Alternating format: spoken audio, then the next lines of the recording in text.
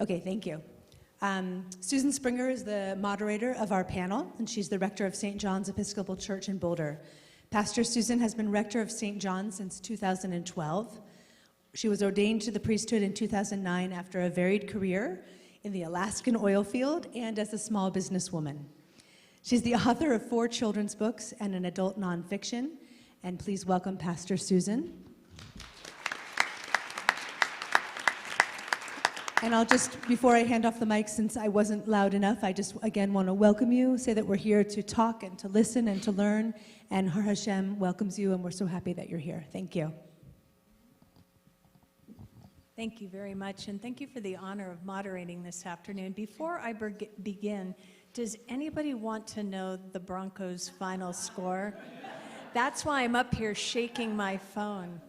The final score, Denver Broncos 25, the Saints 23. Yes!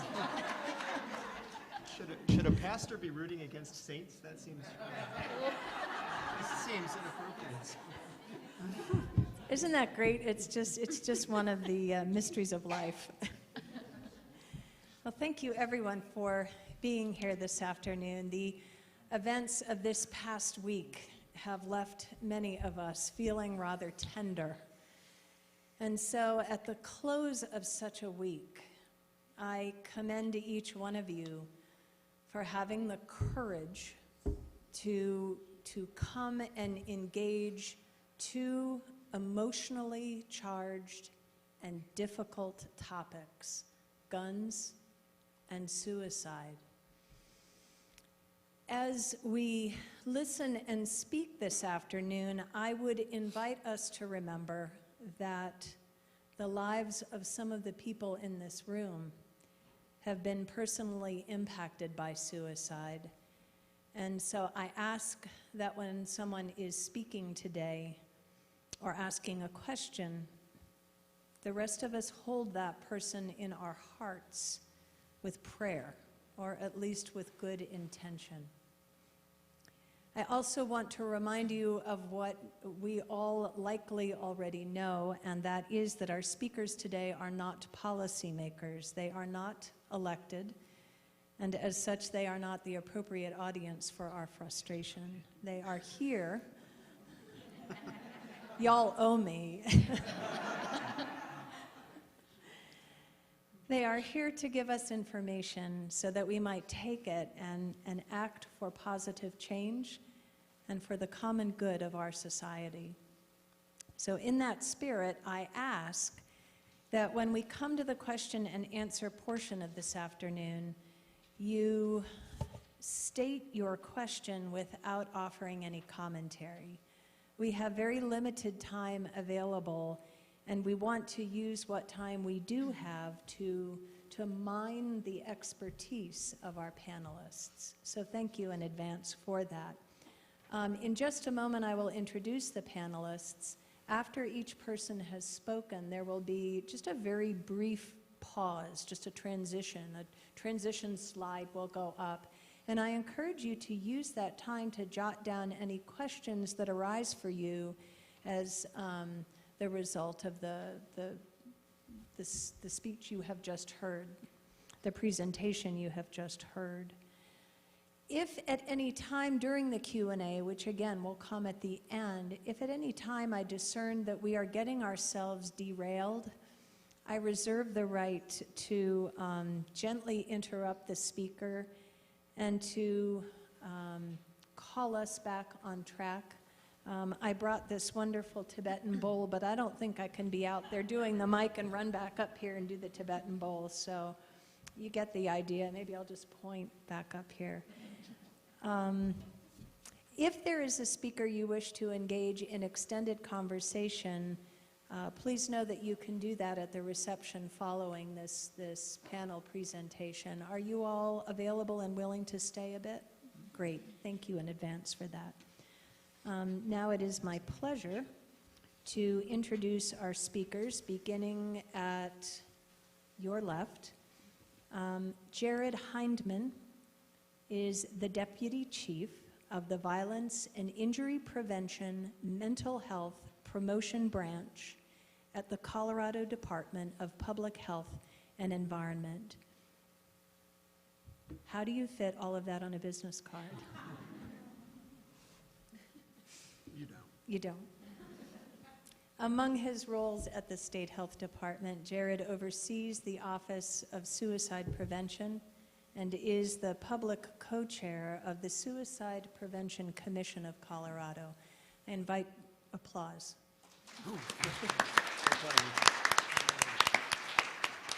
Thank you for being here. Yeah, my pleasure. Our next speaker is Andrew Romanoff. He is the President and Chief Executive Officer of Mental Health Colorado. Mental Health Colorado is the state's leading advocate for the prevention and treatment of mental health and substance abuse disorders. Andrew served in the Colorado House of Representatives from 2001 to 2009 and as Speaker of the House from 2005 until 2009. Let us welcome. Thank you for making the time to be here. And our next speaker is Jenny Hecht. She is a therapist and coordinator of the Sources of Strength Suicide Prevention Program, which is sponsored by Boulder Valley School District and Boulder County Public Health. She also works as a clinical trainer with Colley's Closet.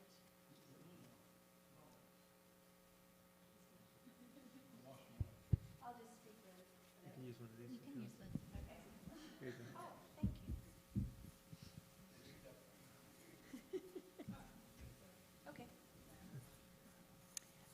Let's see. She also works as a clinical trainer with Colley's Closet Peer Education Suicide Prevention Program and with Voices Out of Silence, which is a collaboration between Stories on Stage and Second Wind Fund of Boulder County. Would you welcome Jenny?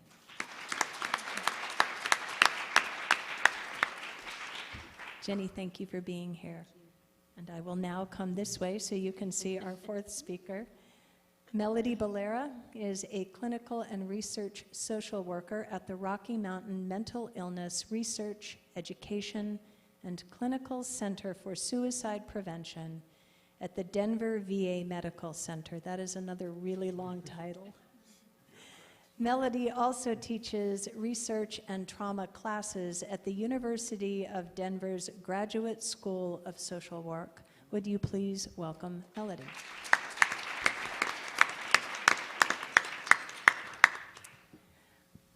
I will now turn the floor to Jarrod, and each speaker gets 15 minutes. We have a timekeeper who will let our speaker know when time is up. You will get a 3-minute card and a 1-minute card.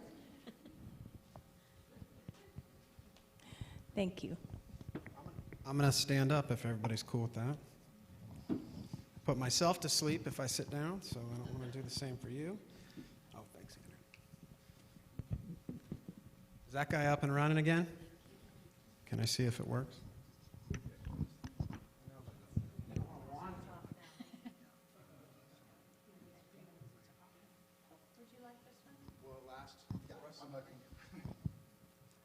I'll get the luck of it not running out because it's a new battery. So, good afternoon. Thanks everybody for having me. I appreciate seeing some familiar faces in the room.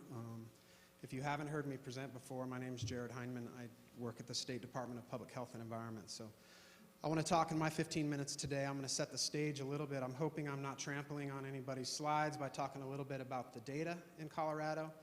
And then I'm going to talk specifically about one project that we are leading in partnership with many others at the State Health Department. I'll preface everything by saying I'm a state employee, so my job does not allow me to meddle politics with programs.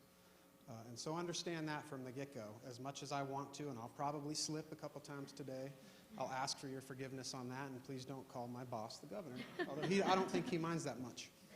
So if you've seen me present, you've probably seen this painting, but if not, this is a painting called The Lovers by René Magritte, who was an early 20th century surrealist Belgian painter. I'm so far removed from being an art connoisseur that it's laughable. But I encountered the original of this painting on a trip to New York City about 11 years ago, right after I started working in suicide prevention.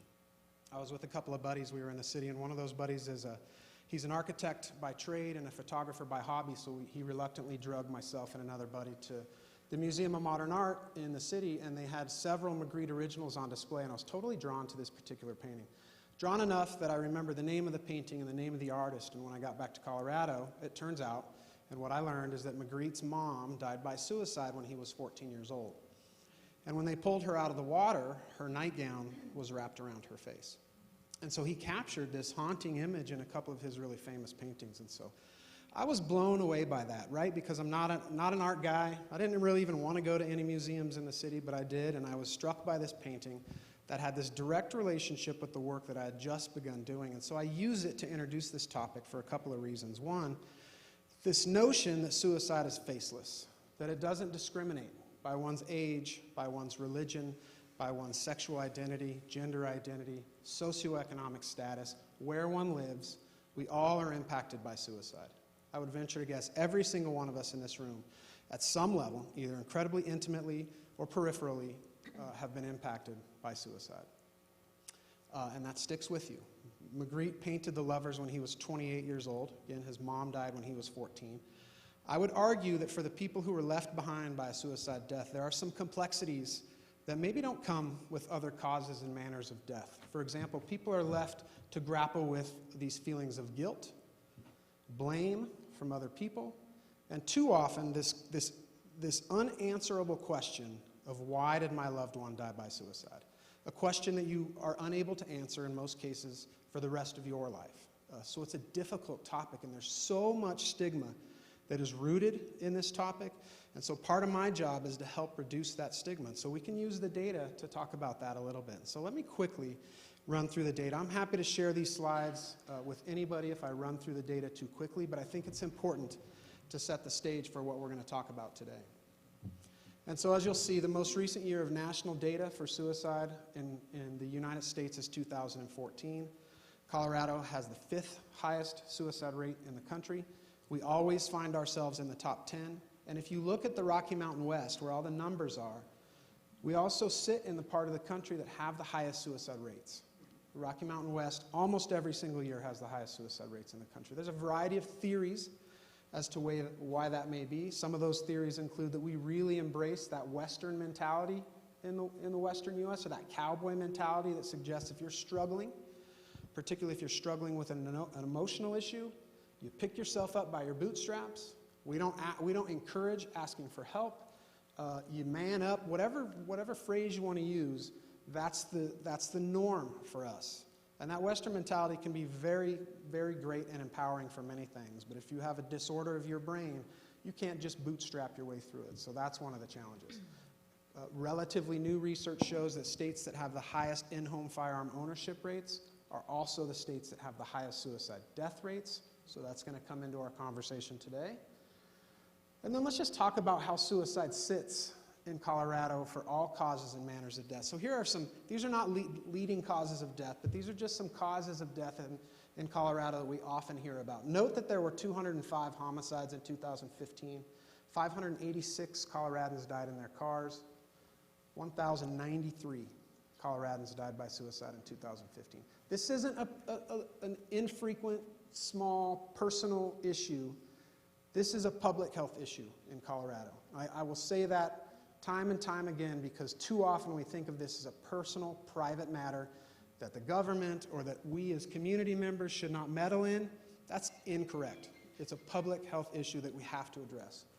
7th leading cause of death for all ages in our state. This slide is wrong.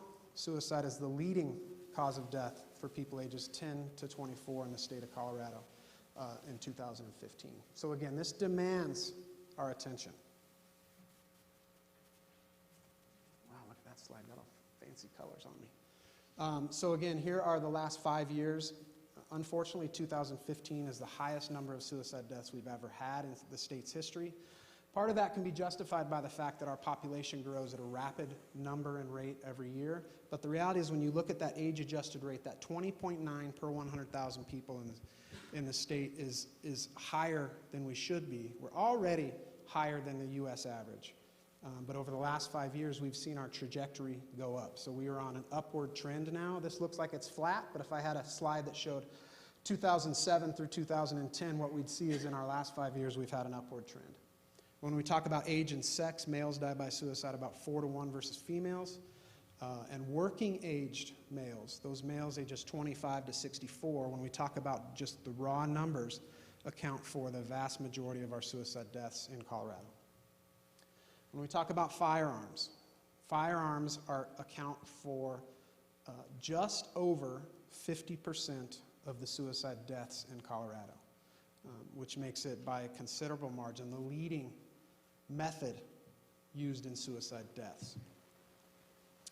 Part of the rationale for why males have higher suicide death rates than females, and this is an unpleasant topic to talk about, but the reality is males are more likely to use the more lethal means in their suicide attempts.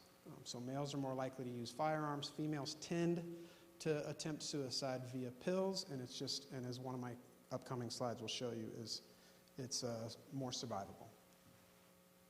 When we talk about age and the method of choice, what you'll see is every single age group after the age of 15, firearms is the leading method used in suicide deaths. Again, these are deaths.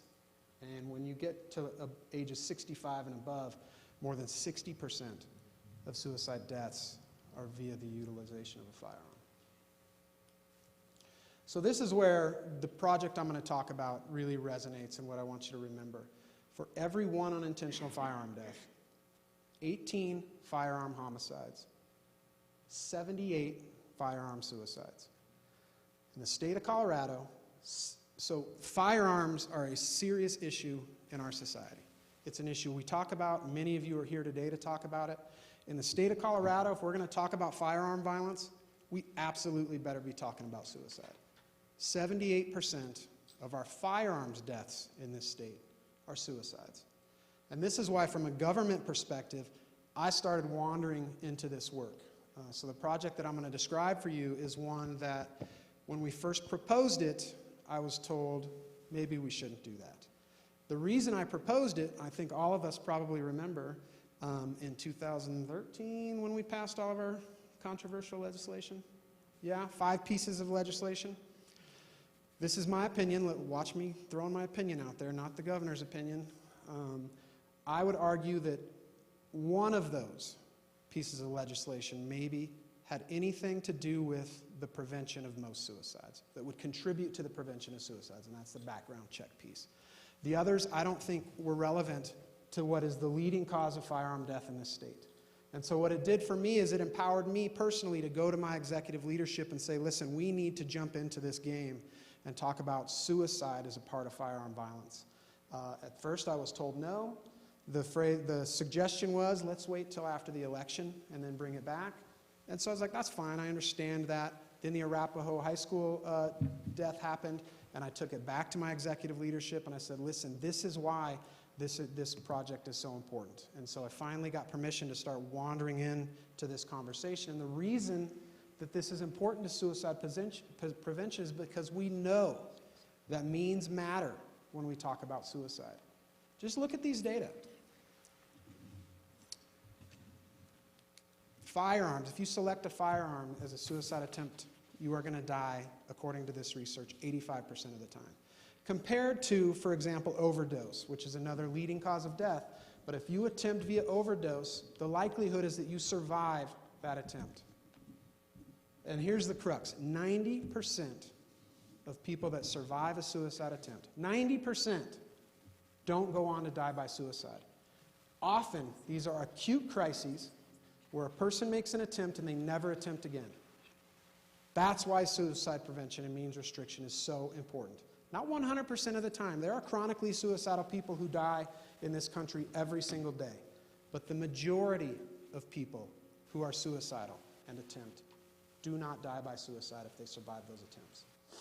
And so we started the Colorado Gunshot Project. And I'll be perfectly honest with you, this isn't our project. We stole it from the state of New Hampshire. They developed a project, and here's the crux of this project. We are partnering with the firearms community. We are partnering with them and asking them to share our suicide prevention messaging in their gun shops, at their gun ranges, and in their firearm safety course classes. For me, it's very public healthy. This is a really fascinating public health project. And it's also one for me that's been incredibly rewarding as a professional for a couple of reasons. The main reason is that I grew up in Fort Collins. I grew up in a household that didn't have firearms. I quite frankly was terrified, still maybe a little bit terrified of firearms. But I thought to myself, and some of my colleagues thought to ourselves, is if we're going to jump into this project with both feet, we need to be able to speak the language a little bit. And so I am now basic NRA, basic pistol trained. It was fascinating. The conversations were amazing, but it allowed me to get just a sliver of comfort with firearms. And so now I can sit down at the table with the owner of the Centennial Gun Club in Denver, which is a huge gun shop and gun club, and have a conversation without looking like I don't know anything about what I'm talking about, so we can come to the table and have conversations that are productive and meaningful, which has been really rewarding, and there are no politics involved. Even in this ridiculously contentious election cycle, we came to the table every other month and we talked about suicide prevention with people who were politically on the absolute opposite ends of the spectrum than some, like two sides coming together to talk about suicide prevention and not once having a conversation about politics. So there was some power behind that because it is such a contentious conversation. And the reality is they are helping us with our message, and our message is basic. At the point of sale, a flyer, a poster, a variety of different things are available to people that teach the safety message that if someone in your house is suicidal, do everything in your power to ensure that they cannot access your firearm during the crisis. Why it resonates with firearm owners is because we say during the crisis. We're not asking them to get rid of their guns forever. We're asking them to make them inaccessible during a suicidal crisis. And so they have embraced that message, and the reason I believe they've embraced that message is because most gun owners are very sensitive to the importance of safety. It's the first thing I learned in that NRA basic pistol class, and they just buried it into us every single time we walked into the classroom. And so that message resonates with them, and it's a safety message they weren't aware of and had never heard of before. And so they buy into it.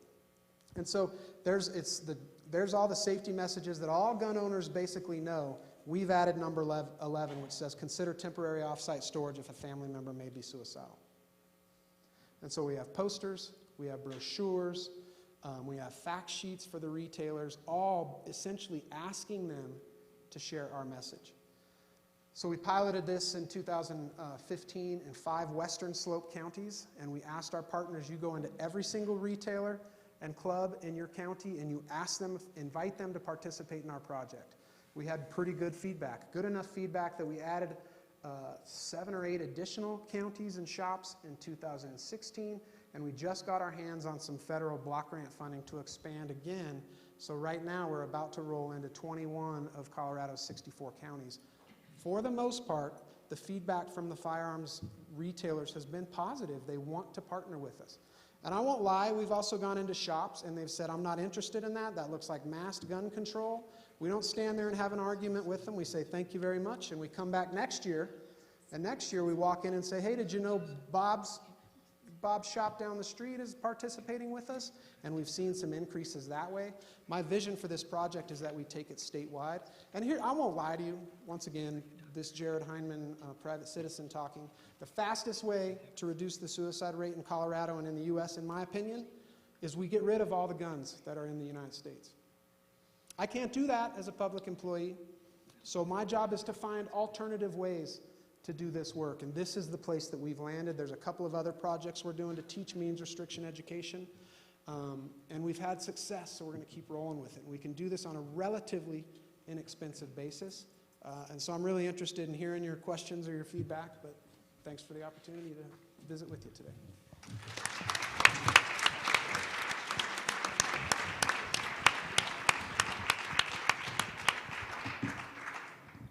Thank you, and I would invite you to take just a moment and jot down any questions you might have for Jarrod when we get to that portion.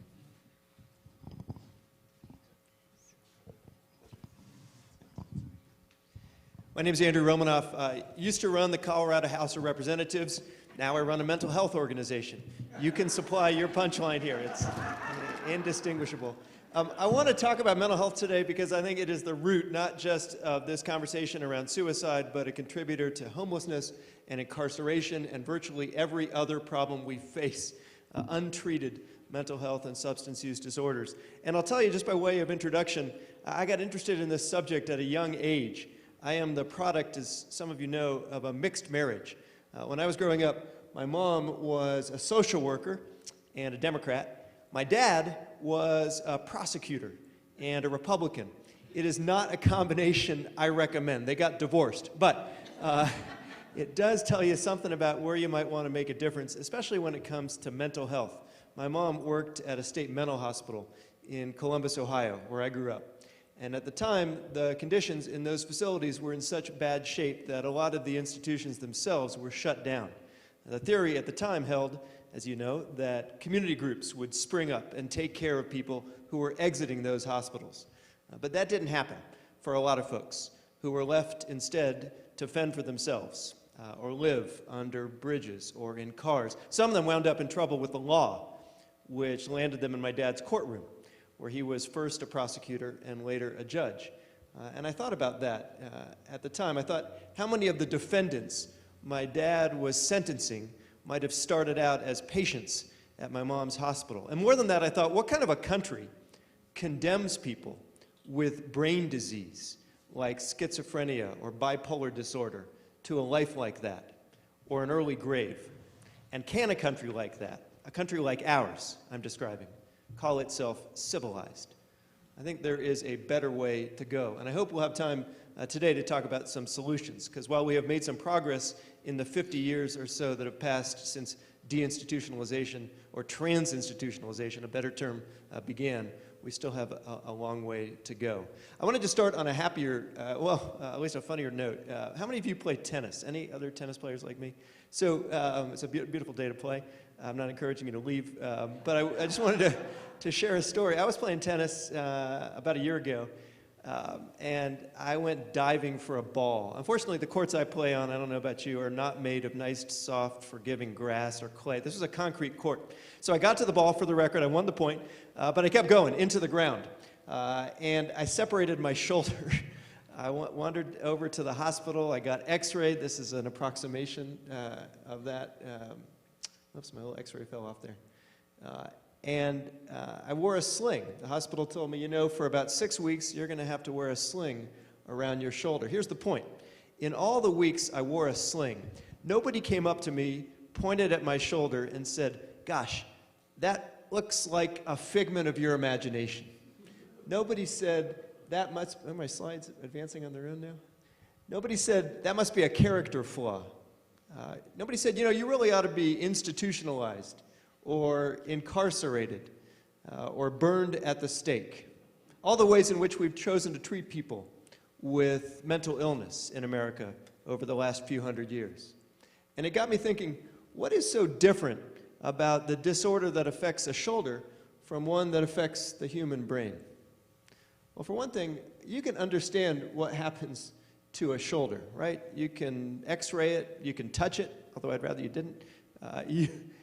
You can't quite yet grasp all the operations of the human brain. Science hasn't quite unraveled these mysteries yet, so we fear what we don't understand. We treat people differently when they experience mental illness. And that's one of the reasons I think that accounts for so much of the stigma that still afflicts this set of illnesses. And when we speak of mental health disorders, we're not just speaking of a tiny fraction of the population. Severe mental illness afflicts about 5% of Coloradans, at a conservative estimate. About 250,000 Coloradans, in other words, experience a severe mental health or substance use disorder. And about 1 million Coloradans, 1/5 of the population, experience any kind of mental illness. The point is, this is not some exotic disease. This is a set of illnesses that touch every single family in Colorado, including my own. and I'll talk about that in a minute. The symptoms of mental illness usually appear at an early age. You'll hear a little bit more from Jenny about the importance of mental health care among adolescents. About half of all lifetime cases of mental illness first manifest their symptoms by the age of 14, and in 3/4 of the cases, the symptoms are apparent by the age of 24. It's one of the reasons, I believe, and my organization is promoting universal prevention and early intervention and screening as a way to spot the symptoms and then lead to an appropriate diagnosis and timely treatment. Unfortunately, that's not happening. For most folks in Colorado who experience a mental illness, there is a gap, a delay, between the onset of symptoms and the arrival of treatment. And that delay lasts for about 8 to 10 years. The result, if you look across the population of Coloradans with a mental illness, is that only about 40% are getting treatment. Think about that for a second.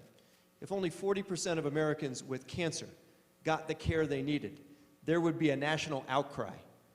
We would march on Washington.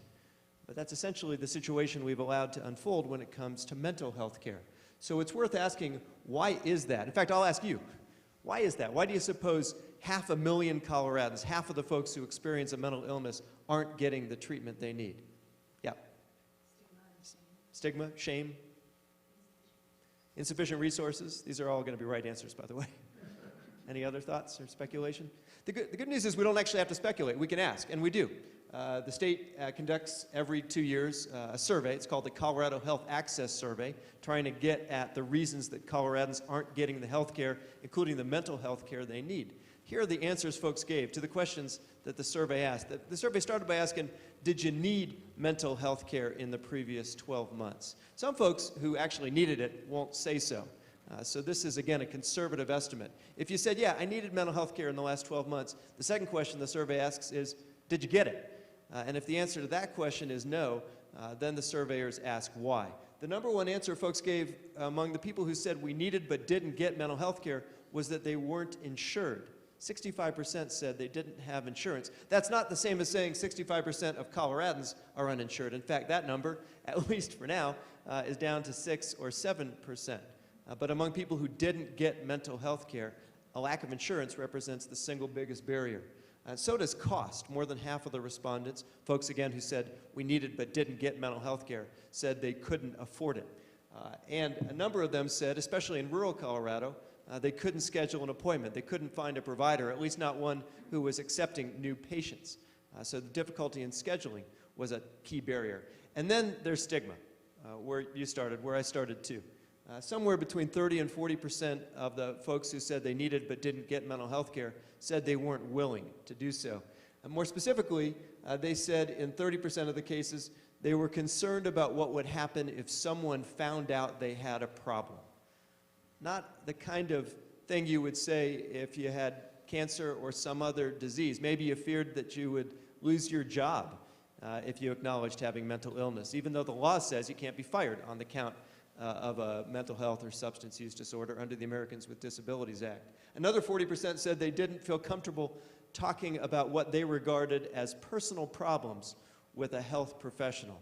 Again, not the kind of description you would give to any other medical condition. Chances are you wouldn't describe it as just a personal problem, and you wouldn't fear discussing it with a health professional. What I want you to know is that for me and for my family, this is not just a statistic. It's profoundly personal. I have a very small family. It's a source of great disappointment to my mom. She would like there to be a lot of little Romanoffs running around, but that's another conversation. This is the person closest to me in the world. This is, I think of her as my little sister. She's actually my first cousin. Her name's Melissa. And she got a terrific education. We just celebrated her 10th reunion from the University of Pennsylvania, where she went to graduate school. She got an undergrad from IU. She had a terrific job. She went to work for a high-tech firm called Salesforce out of San Francisco after she left Colorado, a job that paid really well. So the cost of care wasn't a barrier. It's a job that carried insurance, too.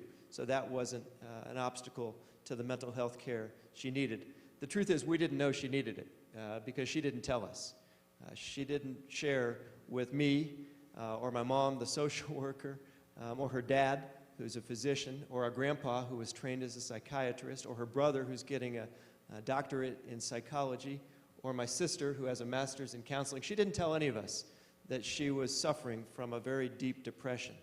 At least that's the diagnosis that I can try to imagine now. I can't ask her anymore because about a year and a half ago, while my little cousin and I and her mom and dad were all celebrating New Year's, Melissa walked into the backyard and shot herself to death with about as much warning as I just gave you. So we're going to spend the rest of our lives as a family trying to figure out how we missed the signs, the symptoms of the mental illness that she must have been suffering from. And we'll never know.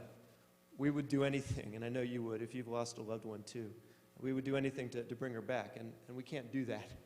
I know that. The only clue we've got to the disease that killed her is a note she left. We found it in her bedroom. It said, "I'm sorry for the pain this will cause you. I love you all very much." She said, "There's nothing you could have done. I'm going to be in a better place." And then she said, "Please tell people it was a car accident." Because I think even in death, Melissa wanted to maintain her reputation. She didn't want to be known as somebody who was suicidal or depressed or mentally ill. In fact, the last thing in the world she would have wanted is what I'm doing right now, turning her into the face of mental illness. But the truth is, if you want to know what can happen when somebody with a mental health disorder goes undetected and undiagnosed and untreated, you don't have to turn on the evening news and watch the trial of James Holmes. Most folks with mental illness are not opening fire in crowded theaters. They're far more likely, in fact, to be victims of crime than perpetrators. And I think the media's obsession with those horrific but unrepresentative examples serves to exacerbate the stigma. Because if you're suffering from a mental illness and the only time you ever see it on the news is in connection to some mass shooting, you think, gosh, if that's what mental illness looks like, I'm not that. I don't want anything to do with that. I don't want people to think of me like that. And so your illness goes undetected. In fact, I think this depression is probably the only thing that could have killed my little cousin at the age of 35. And I'm sharing her story with you today against her final wishes, not because it's so unique, but because it's so common. You heard from Jarrod, and you probably know, there is a suicide in America every 13 minutes. That's 40,000 Americans dying by suicide in the course of a year. Think about that too. If another country attacked the United States and started killing Americans every 13 minutes, wiped out 40,000 of us in the course of a year, we would declare war. And in some ways, I think we are at war here too. It's just a war we haven't declared. It is a war that we can win. You're going to hear a little bit from Jenny in a minute about the importance of addressing adolescent suicide and mental health. And I just want to underscore that case because, as Jarrod said earlier, it's a killer, the #1 killer among kids in Colorado between the ages of 10 and 24. We don't have to wait to find that out. We've conducted surveys of high school students, for example, in Colorado, and found that 7%, by their own acknowledgement, this may be a conservative estimate too, have attempted suicide, and 14% of Colorado high school students have seriously considered it. There is something we can do, and I'm just going to cut to the chase here. I think we ought to be willing to invest in universal screening, prevention, and early intervention. My own organization, Mental Health Colorado, is trying to make a difference. If you go to our website, mentalhealthcolorado.org, and I'll hand out a sign-up sheet so you can learn how, you'll find 9 screening tools, online assessments, not formal diagnostic instruments, but questionnaires you can take if you're concerned about depression or anxiety disorder. There's a screening tool for parents to take if they're worried about their kids. There's one for kids to take if they're worried about themselves. At the end of these questions, you can fill it out. It's online, it's free, it's confidential.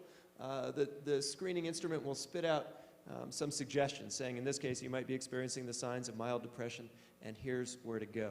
I think everybody ought to get screened. If we do that, if we make screening just as universal, if we integrate it into the primary care system, we can help reduce the stigma and increase the chances that these illnesses will go detected and diagnosed and treated. And that is, in the end, I suspect, why we are willing to spend a beautiful Sunday afternoon engaged in this conversation, not just to understand the problem, but to advance some solutions. And for that, I want to thank you.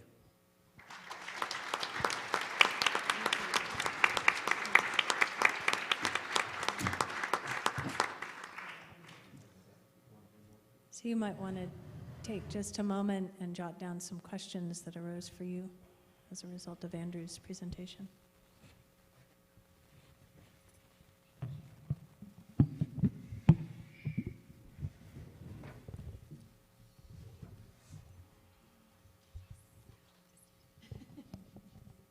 At the risk of, I was very excited to have my phone in front of me counting down time because having someone hold up signs makes me very nervous. I'm very bad with time management, so I'm going to do my best.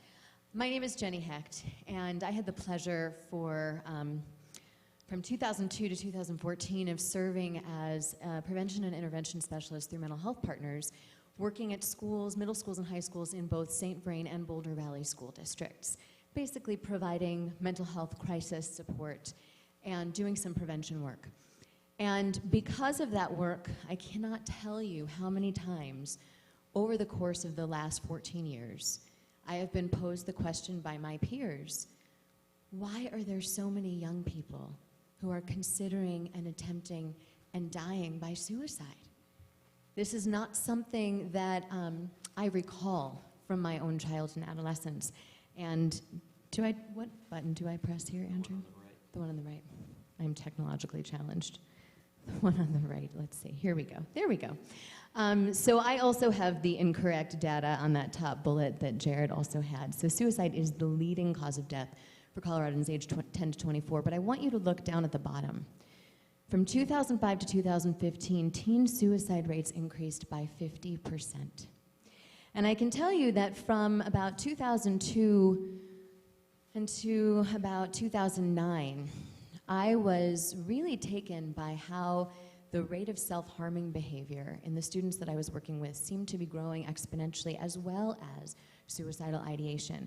The number of suicide assessments I was called on to conduct in the schools was growing at a very, very rapid rate. And so I began to investigate this. Now, I'm a therapist and I'm not a quantitative researcher, so the data that I have for you is either pulled from the CDPHE website or it's from my experiences with young people. I am not quite the statistician that my former two panelists seem to be comfortable with data. But in my experience, in talking to these young people, what I learned was that for most of them, the first time that they contemplated self-harm or suicide was usually sometime between 2 and 4 in the morning when they were no longer able to reach their friends. And it made me think about my own adolescence in the late 80s and early 90s, pre-cell phones, pre-computers. I mean, I actually did papers on typewriter, which is amazing. And because of that, if you grew up around that time or earlier than that, you remember that after 8 o'clock, it was not okay to call somebody's home. I mean, you would be calling their home phone, disrupting their evening and disrupting their family time. So therefore, for all intents and purposes, there was kind of this forced mindfulness period in our evenings, forced time with ourselves. And as a young person, what that allowed me to do was to develop a connection to myself, to develop a trust in my ability to tolerate difficult emotions, to develop a trust in my ability to make difficult decisions without needing to reach out to my peers for validation and for support. And now we have an epidemic of distress tolerance in our society, in my opinion. If you look around at your own peers or yourself, when we're in line at the grocery store, the bank, the post office, what are we doing? We're on our phones. For the most part, I mean, I'm sure there are exceptions, I don't mean to generalize, but for the most part, we are on our phones. When children are fussy, we hand them a device. So what are we teaching? We are also in a society where there are about 3 appropriate answers for how are you. They are fine, tired, or busy, right? I'm also a yoga teacher, and one of my yoga teachers tells me that when he is asked how he is, his first answer is, how much time do you have? And if people say they're in a rush, he says, then I'm fine. But what this has done is lent itself to us being a society of ducks. I talk about this a lot with adolescents. Think about ducks. When you watch them on the water, they are gliding effortlessly, right? Beautifully. But underneath, we know they're paddling furiously to make that movement. But each duck says, why am I the only one paddling furiously when everyone else is gliding effortlessly? Right? And so over the years of working with young people, they would come in my office and say, why am I the only person that can't deal with this? Why am I the only person that can't deal with stress? All my friends seem to be just fine. And being in the position that I am, which is, allowing for confidential disclosure of young people's innermost thoughts and feelings, I know that that's not true because I see it. So we are living in a time with significant distress tolerance issues. And as we know from some of the information that Jarrod shared earlier, when people are turning to suicide, a lot of them are using immediate and effective means to make sure that their pain ends and it really truly ends, because I've worked with a number of people who were unsuccessful in their suicide attempts, and there's a lot of grief about that. There's a lot of grief. So people are really trying to end their pain, and that's what we do as human beings. We try to feel better, right? Everyone in this room is probably addicted to something. Would you agree with that? Does everyone in this room identify with what that is? Yeah, everyone in this room is probably addicted to something. When we think of addiction, we think of things that are so maladaptive, like drugs and alcohol and self-harming behavior, but we forget that there are other addictions, and what they do is they distract us and they numb us from what we're feeling. And there is significant danger in that, because our trauma research has shown us, you all know what possums are, right? The little creatures that play dead when they're in the vicinity of a predator. Well, when the predator is no longer in the vicinity, they know they're safe. After several moments, their bodies shake uncontrollably for 30 to 60 seconds because they're releasing stuck frozen energy, right? And all of us have these two modes in our brain, wizard brain and lizard brain. And I'll show you my high-tech model of the brain that I take around with me. So this is your brain, and this is the wizard brain, which is also your prefrontal cortex. And this is your lizard brain, which is our limbic system, our fight, flight, or freeze response. So when we are in our wizard brain and we're accessing our prefrontal cortex, this is where impulse control sits. This is where all of our executive functioning and organization and ability to recognize cause and effect and most of our higher brain functioning sits. But when we are emotionally triggered, that turns off. And we're in fight, flight, or freeze. And this was a response, a physiological response that was quite effective when we were at a time where we needed a short burst of adrenaline, a short burst of fight, flight, or freeze to protect ourselves from saber-toothed tigers. Not so useful now when we have to do a classroom presentation, or we have a fight with someone, or something happens that emotionally triggers us, and now many of us are living in this state. We are living in fight, flight, or freeze. And so what's happening is we perpetuate that by distracting ourselves, and then our bodies erupt, just like the possum. And we either lash in or we lash out.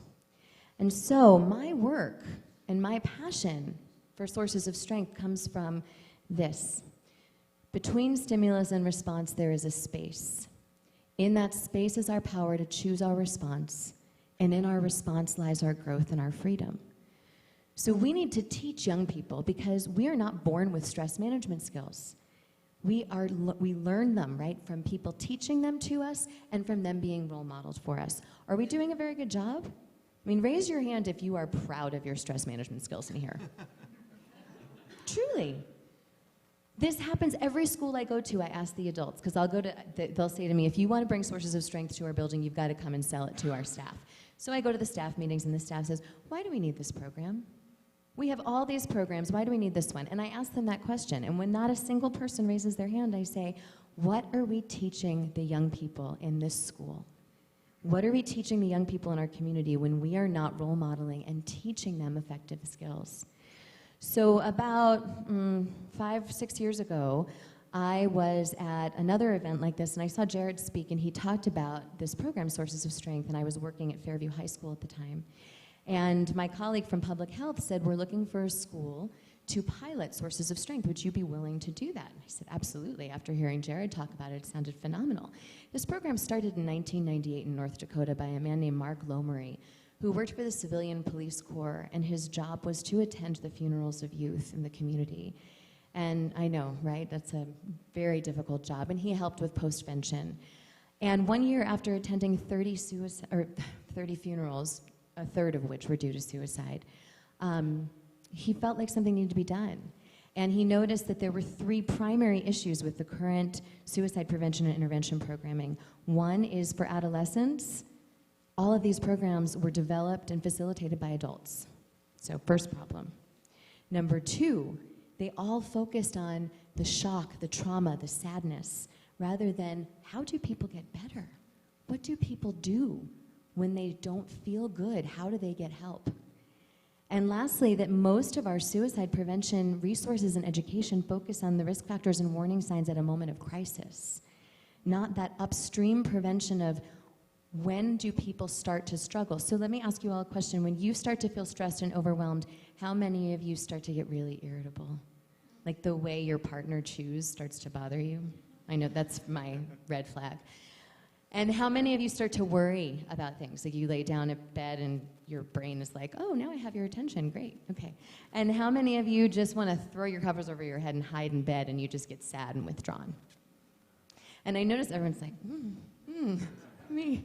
I will raise my hand loud and proud for all 3. I have a lovely cocktail mix of all 3 every time I get stressed and overwhelmed. These are human responses. Human. All human beings around the globe, no matter where they live, no matter what their religion, their race, their belief system, everyone responds this way. And this program seeks to destigmatize that, to teach young people that if we imagine a river and the suicide intervention resources that most of us are familiar with being at the waterfall where people are about to go over, if we go upstream, this program seeks to teach young people when they fall into the river of irritability, anxiety, and sadness, how to recognize that, how to use these resources, which I'll get to in a second, to swim to the side and climb out, or if the current has become too strong and they can't climb out on their own, how do they ask for help? Who do they ask for help from? This wheel represents the 8 pillars of the foundation that we believe to be the strongest upon which to navigate the ups and downs that all of us will experience on a daily basis.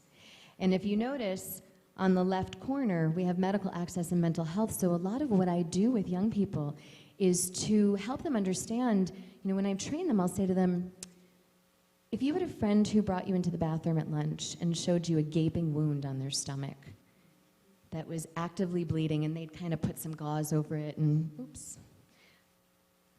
and they had some Band-Aids haphazardly keeping it in place, and they said, I just want to show you this, but please do not tell anyone. Okay, I don't want to get anyone involved, especially my parents. They're going to make a big deal out of this. I don't want to go to the doctor. It's going to be a big deal. Most kids will look at me like I have 5 heads and say, of course I would tell. Why wouldn't I tell? They're bleeding. On the odd occasion, one kid will say to me, well, I don't know if it's fatal or not. That's a great opportunity too. Say, of course you don't, because you're not a doctor, just like you can't diagnose strep throat or lack thereof. If you have a sore throat, you have to go to a doctor. So let's change that scenario. Your friend brings you into the bathroom and shows you that they have been self-harming and then tells you, I am really struggling and I'm afraid to ask for help, but I'm starting to contemplate suicide and I really need you to keep that a secret from me. It is very uncommon for anyone to agree that they would break that code of silence. So that is another aspect of this program, is how do we destigmatize, number 1, needing help, number 2, asking for help. And it also helps them to self-assess throughout their lives. How do I self-assess which of these areas need strengthening and how do I go about strengthening them? So in 2005, this program gained the attention of some lead researchers at University of Rochester, and they took the program through a longitudinal 5-year study, I believe, and it was the first program to be evidence-based for being able to change population-level health norms with peer leaders who are effectively patient zeros of an epidemic of wellness in their school. So by virtue of learning how to self-assess and strengthen these areas, as well as how to communicate the normalcy of those big 3 emotions and the importance of accessing help because untreated depression is the #1 cause of death by suicide and suicide attempts. This program has been incredibly effective in Boulder Valley School District, and it's my privilege and honor to continue to facilitate it. If you have any questions about that or anything else, I'm happy to answer them after the presentation. Thank you.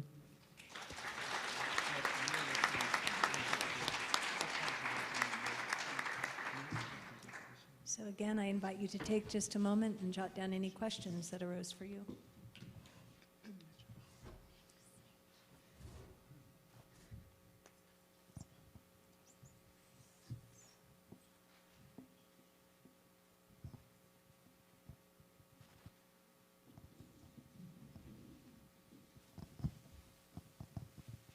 Hi, everybody. I'm very honored to be here with you today and to get out of the federal system for a day and come speak with the boots on the ground people.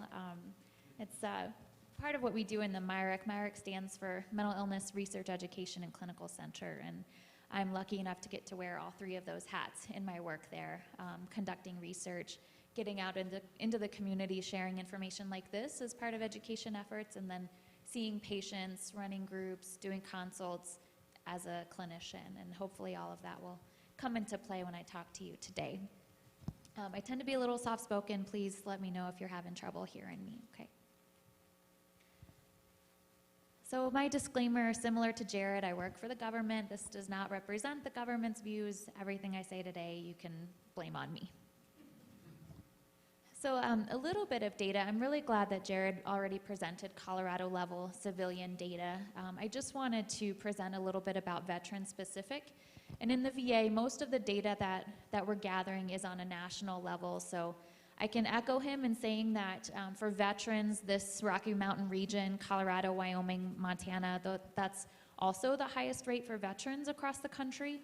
But just wanted to share some general veteran statistics with you. How many of you have heard of the 22 push-up challenge?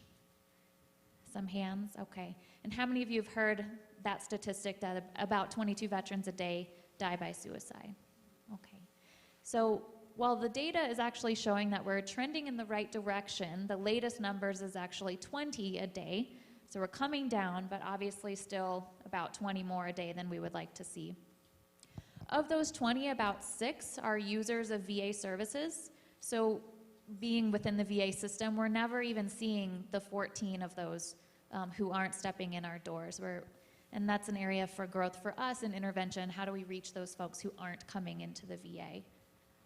Some comparing to civilians, veterans have a higher rate of suicide, higher risk of suicide. It's about 65% of all veterans dying by suicide are 50 years and older, so a lot of the Vietnam folks, Korea, the aging population there.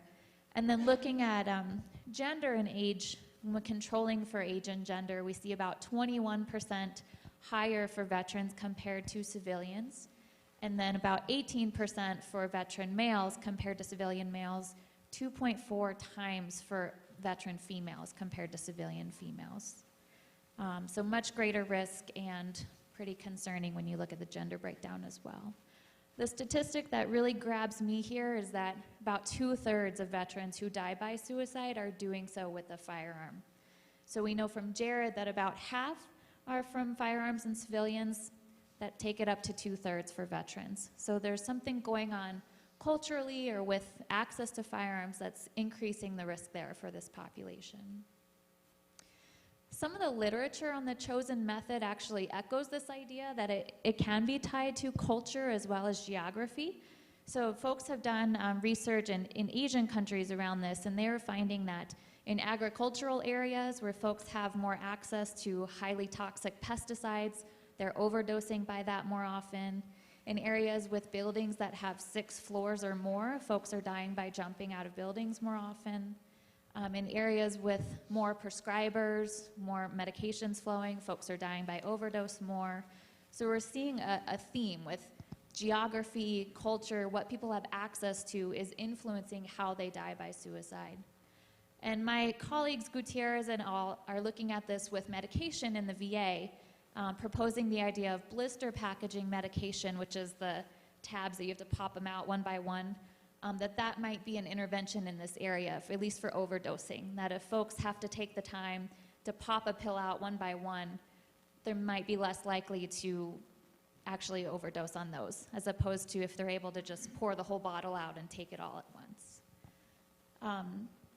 Extending this idea to firearms, folks in the Means Matter project, how many of you have heard of that project out of Harvard, Means Matter? Couple hands. I'm going to reference them a few times here. It's a pretty phenomenal project that's going on that you can access online to look at. But they've done a lot of research in this area. And what they've found is that every single study that has looked at this issue, that they were able to find at least, has shown an association between access to firearms and increased suicide risk. So there's something going on there that we really need to look at if we want to get at the heart of this issue. What this is also from their project, this is looking at the relationship of gun ownership to suicide. So I want to point out a couple of things to you. This is the 15 states with the highest gun ownership in our country compared to the 15 states with the lowest gun ownership. If we look at the population, pretty much the same, 39 million to 40 million. Gun ownership, that's what we're hoping to see, a big difference there. I want to take you down to the total suicide at the bottom. We see the states with the high gun ownership, almost 15,000 suicides. Same population, 15,000 suicide. And the low gun ownership, about 8,000 suicide. So what is the difference there? When we look at the non-firearm suicides, the black numbers there, it's pretty much the same. So what's accounting for this difference is that access to firearms. The firearm suicide rate is more than 3.5 times in the states that have high gun ownership versus the states that have low.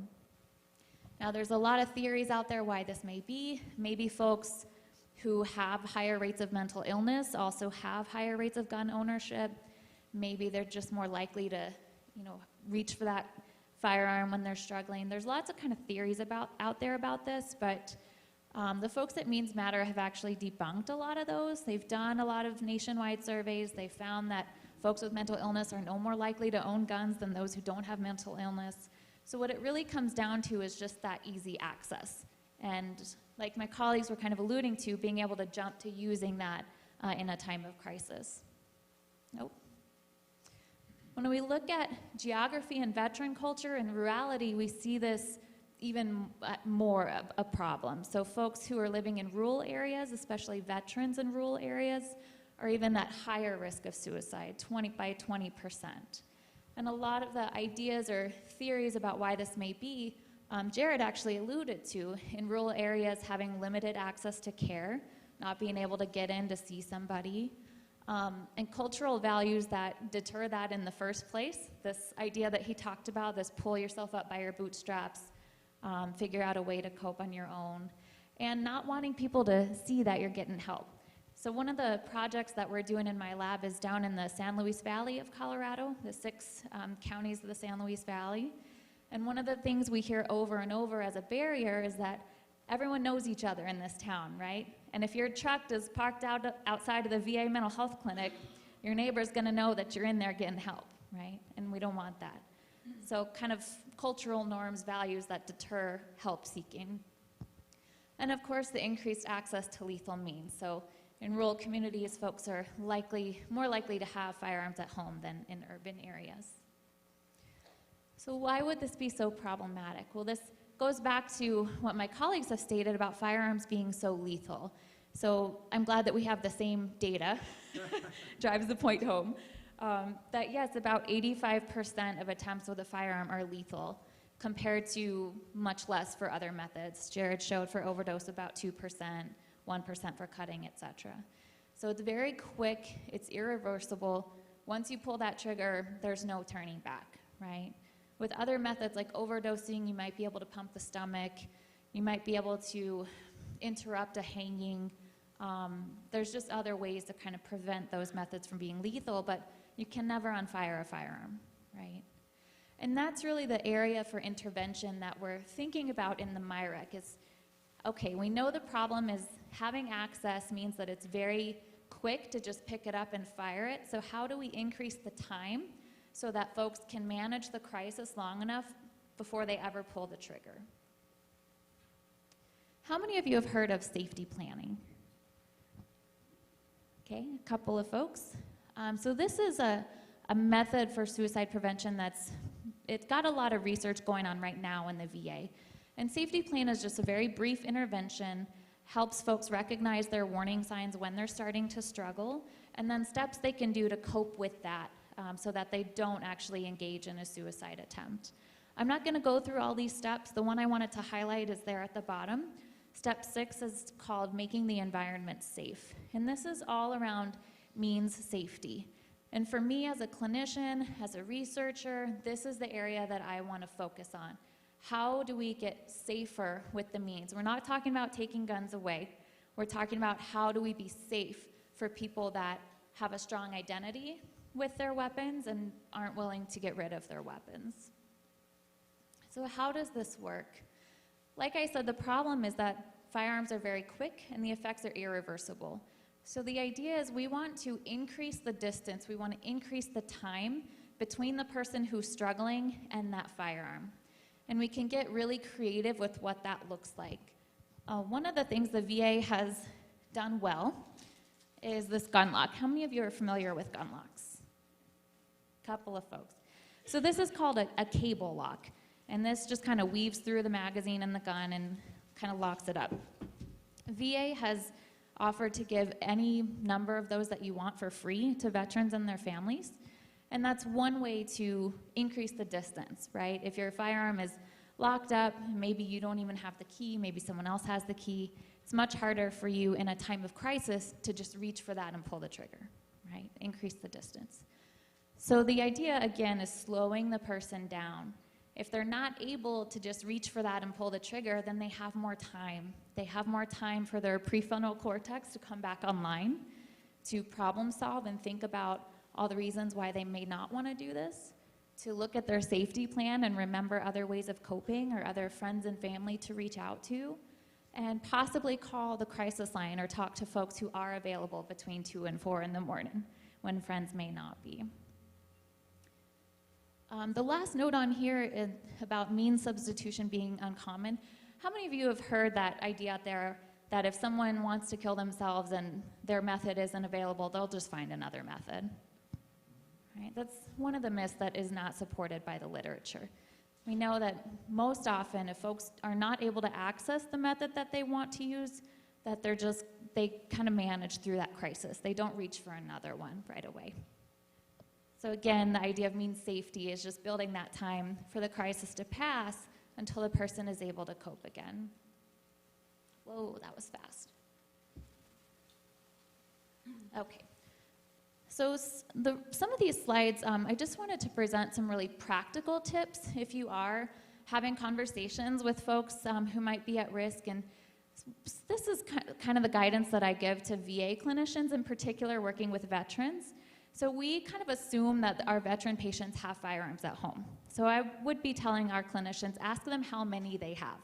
Don't ask them, do you own? It's very easy to say no to the question of do you own them? And then the conversation is shut down, right? But ask them how many they have.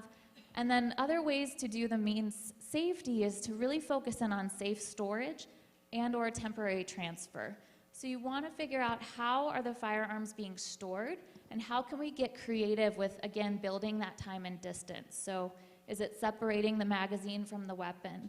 Is it making sure it's unloaded?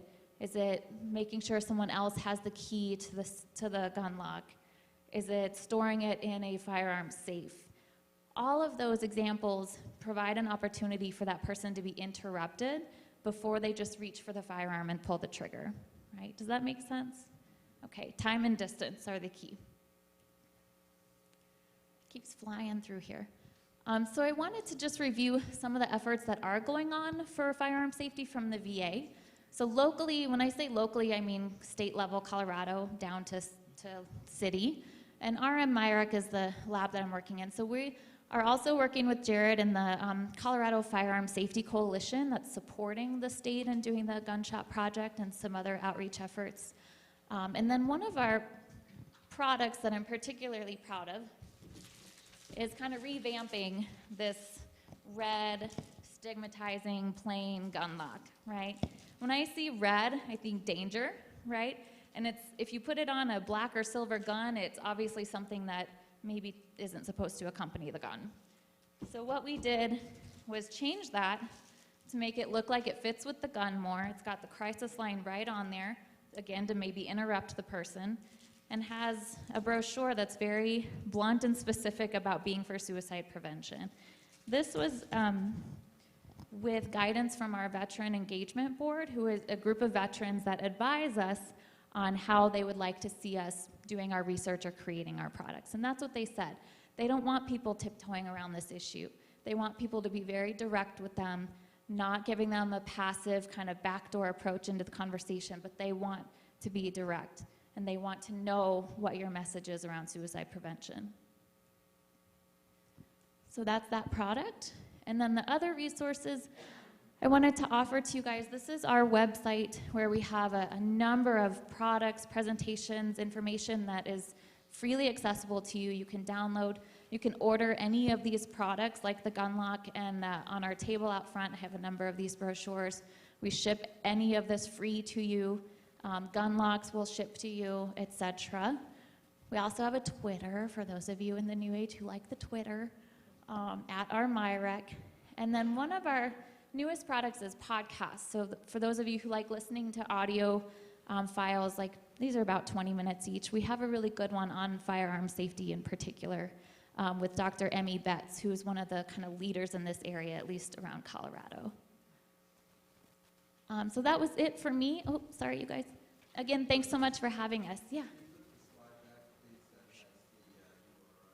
That one? Yeah, thank you. And our business cards up at front have this link on it too. So thank you so much, you guys.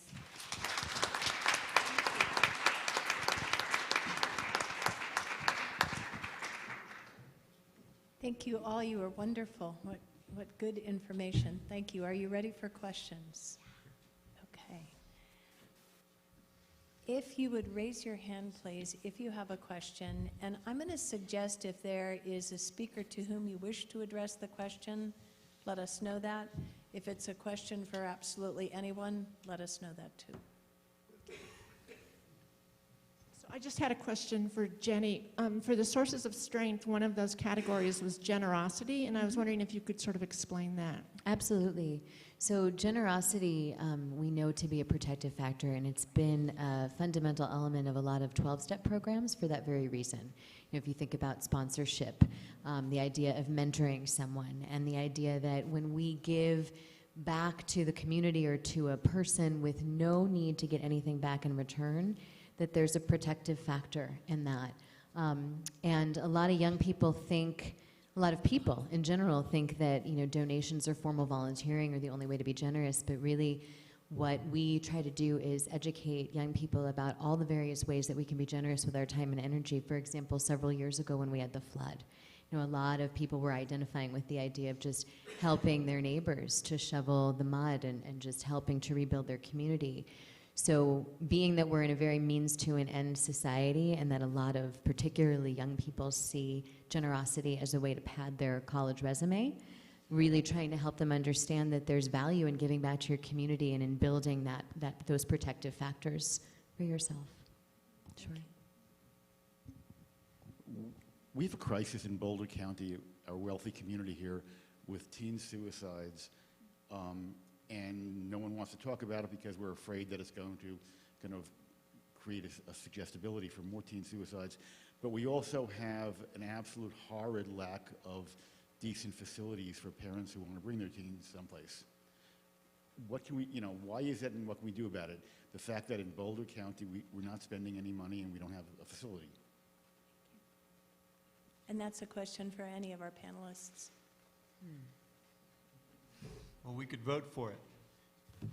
The question was about the lack of facilities for kids and others who are either demonstrating suicidal ideation or I suppose other mental health issues. And I think you ought to be changing public policy in Boulder and across the state. I'm not as restricted as my friends to the right and the left here, and I'm not anymore a state or... Nor am I. Or, that's right.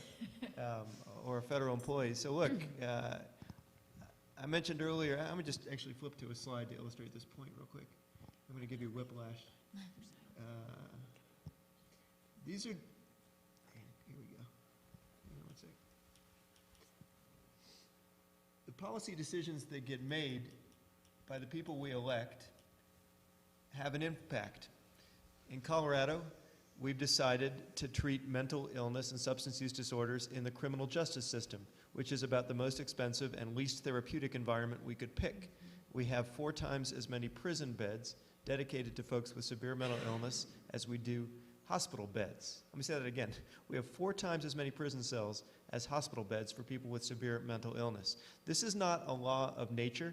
It's not, and the pastor will correct me if I'm wrong here, a divine commandment. There's no act of God that says, thou shalt use thy jails and prisons to treat mental illness. This is a decision that gets made by men and women and the people who elect them. Now, I know I'm having this conversation in the wake of an election that may itself have been the source of many mental health disorders for folks in our community, but the truth is, the good news here is these decisions can be reversed. There have been a couple proposals on the ballot last week to try to increase funding in Larimer County through a sales tax, in the state through a tobacco tax. Both proposals got shot down for a variety of reasons. But I think if you're interested in actually funding mental health care, the truth is we're spending a lot of money right now. We're just spending it in the wrong places, in hospital emergency rooms, in the criminal justice system, and in other spots that are much more expensive than the alternative. So Andrew, I'm hearing you say that contacting one's representative and asking for a recalibration of the way money is spent is an appropriate thing to do? Well, that's a leading question, but yes, I would suggest, again, so sound a little self-serving. If you go to our website, mentalhealthcolorado.org, click on a button that says Take Action. There's a couple things that you can do. You can first of all figure out who your state representative is, or your state senator, who are making these decisions. And then, this is the pitch I wanted to make, if you go to the part that says Join the Wave, we're building a network, a statewide network of advocates. We call it the Brain Wave. Well, we're interested in identifying our folks throughout the state, one in every state house district, who are willing to stand up and be counted and make mental health a priority for the folks who represent them. And I'll just say, because we've been having a lot of discussion about gun laws, most legislators know that when they vote the wrong way on gun control, from the perspective of the gun lobby, say, that there'll be a price to pay. They could lose their seats. Several have. You can vote against mental health funding, in contrast, with political impunity. Nothing bad happens to you. And I think legislators need to know that there are folks in their community, Democrats and Republicans, who care about this issue and who are willing to put their own interests, which is an interest we all share, first and foremost. Thank you. And I'd like to comment on the first piece of that question, the idea that if we talk about it, more people are going to become suicidal. And unfortunately, that's another myth that's not supported by the literature. It's actually quite the opposite. And one of the reasons why when we're conducting research, even our control groups who we're not intervening with, but simply by asking them these questions can be considered an intervention where they feel validated, they feel like their experience has been normalized, and so we even call that e-care. So it's quite the opposite. Unfortunately, people just don't understand that. Mm-hmm. Thank you, Melody. This question is for Jenny. I'm aware that Sources of Strength is primarily in the Boulder Valley School District, and I'm also aware that Second Wind Fund of Boulder County, which I was on the board, has trouble getting a connection with therapists who then were able to get counseling for people. And so has there been any change in the number of suicides in the Boulder Valley versus in the St. Vrain? Because I know they're different populations, but still they're similar. Yeah, I would recommend that you take a look at the Healthy Kids Colorado data, because that's the most up-to-date information, and it's divided by district on the website. Is that on the CDPHD website, Jarrod? The Healthy Kids Colorado data? Yes. Yeah, so they do that by district. And I'm sorry, did you say Second Wind? Is that what you were asking about? Yeah, I mean, I think there's a number of organizations in our community that are really working hard on various points of the spectrum of prevention and intervention. So Sources of Strength is really prevention. Coley's Closet, which is a program that trains high school students to go into middle schools and high schools and present very important suicide prevention education usually through health classes. Then, Voices Out of Silence, which was referenced when my bio was read, as a program that Second Wind Fund is collaborating on, that goes in and educates young people about the impact of suicide and suicide attempts on loved ones and their families, and how to access sources of strength. So there's a lot that we're trying to do, referencing the question prior to you around how there's a lack of facilities. That's the intervention end, and I think that's why we're trying to focus so much on the prevention and education end, because we can't just build more facilities and have more beds for young people to be stabilized. What we really need to be doing is front-loading. How do we teach them how to access help, how to get better, how to manage things differently? But I would encourage you to take a look at the Healthy Kids Colorado data, which I can't speak to off the cuff. My apologies.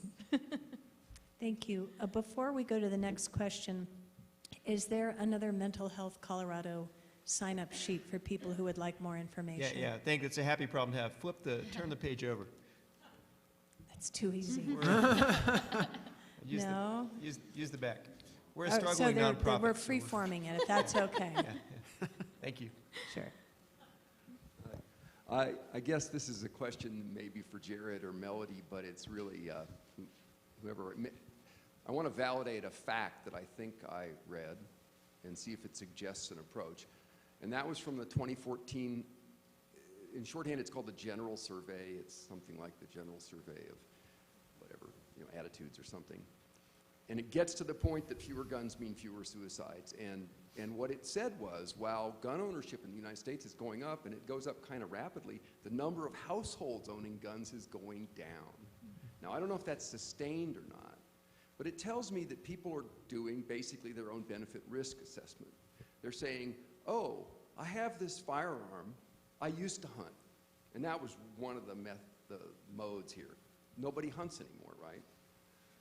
But I don't want it around anymore. Maybe they needed the money or something like that. But maybe they're actually doing that thought process of this thing might be trouble. So I wanted to ask if people are thinking about programs to get that message in front of the households that are not, trying to frame this right, devoted to firearms. If you get my point, it's a triage approach. Let's try to get the single firearm out of the household from the home that they really don't care that much about it.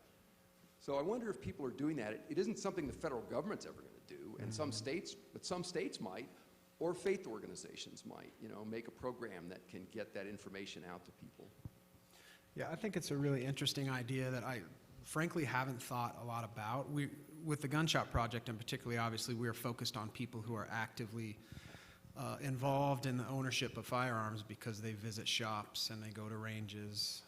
But I think the messages would translate because often, and I think we hear stories about this all the time, that the firearm that was used in the death of a loved one or a child or family member was one that was in the rafters or in the basement, and it just wasn't stored properly. And so I think these safety messages could and should translate very well as just an educational place. I think one place that we've thought about doing it, and the conversations with the folks at Harvard have been fascinating because we don't want to come across as encouraging, I'll just say it. We don't want to come across as encouraging gun owners to get rid of their guns, because for our message is about for people who are suicidal. But I think it still could translate, because primary care is the next logical step, because we're focused on emergency departments. But if we universally asked about firearm safety as part of wellness checks, for example, there's an opportunity to say, hey, if you're looking for a place to get rid of your firearm, if it's something you no longer want, here's some reasons why you should do it. One, if somebody in your house is suicidal, it creates a more dangerous place for them. So I think it's something worth considering. Have you guys done anything in the VA? Not following that train of thought exactly, but I think that kind of speaks to just how I interact with my individual patients and in asking them how many do you have, and talking about safe storage for all of them, because oftentimes you'll have, the person that tells you about the one that's in their car, or maybe it's the one that they've thought about using, but they have 3 others at home that we're not talking about. And those might be easy to reach for in a time of crisis, even though they haven't planned to use that. So talking about means safety with all available weapons. And then echoing what Jarrod's saying, going and talking with the actual gun owners in this country and partnering with organizations like NRA and other organizations where these folks are going, because it's gun owners who are dying. So if we're only rallying around the folks who are anti-gun or the folks who want to get rid of guns, we're not going to be reaching the folks who are at the highest risk. And so I agree. I think it's important to recognize that folks are making their own efforts, but I think also with working with veterans, owning a firearm and owning weapons is so tied to identity and what that has meant during their time of service, and how that weapon actually kept them alive, that having a conversation around parting with that is not easy and would get shut down quite rapidly. So that's where we talk about being safe with it, which echoes messaging from the NRA, which echoes military training around being safe with weapons, not just getting rid of them. Thank you.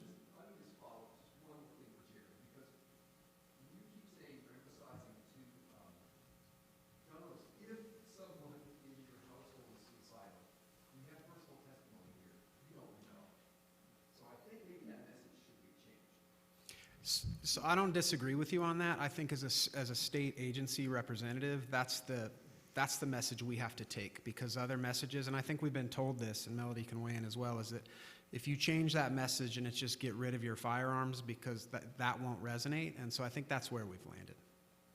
Thank you. First, thank you for such an informative, intelligent panel discussion. It's been great.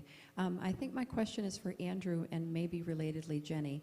I'm wondering about, since the installation of Colorado Crisis Services, what, if any, impact do you see access to those services making on suicide prevention? And also, Jenny, I'm curious if young people, if youth even know about that phone number and know about those services around the Front Range area. How many folks have heard of, we didn't time this, right? But how many folks have heard of this phone number, 844-493-8255? That's a problem. And I'm glad you heard of it, but I'm sorry that most of you haven't. Because the truth is, this phone number ought to be just as well known as 411 or 911. And my team is trying to figure out a way to actually grab one of those 3-digit numbers and universalize this one. This is the line that goes to Colorado Crisis Services. It's an operation run by a group called Rocky Mountain Crisis Partners. It's staffed 24 hours a day, 7 days a week by trained clinicians and peer specialists, people with lived experience around mental health. It's available to anybody in the state, whether you are in a crisis or worried about a condition that might become crisis stage, or worried about a friend. And most folks haven't heard of it, even in an audience that is spending a Sunday talking about this issue. And I think we ought to do much more to publicize it. You asked in terms of the connection around suicide prevention, and I know that the folks at Rocky Mountain Crisis Partners get a lot of calls on that issue. I'll tell you, they get about 160,000 calls in total each year. And that, again, ought to probably be higher if everybody had heard of it. I don't know if they've been able, they have a dashboard on their website, if you go to Colorado Crisis Services, that shows where those calls are coming from and how swiftly they were resolved. They've also got, although they're trying to improve it, a resource database on their website which steers people to appropriate services. One of the things we found in our conversation across the state, we've been embarked over the last 8 months or so on a statewide listening tour, is that most folks don't know where to go. We've been asking people in Greeley, Fort Collins, Grand Junction, Pueblo, Colorado Springs, throughout the state. In fact, if you're interested, we can bring such a conversation here to Boulder. But when we ask folks, why aren't kids in your community getting the care they need for mental health disorders, the number one answer, 75% of the respondents tell us, is not because the parents are resistant or even because the services are not available, although that's clearly a barrier too. It's that parents don't know where to go. So I think getting services like this better known is one key to breaking through that barrier.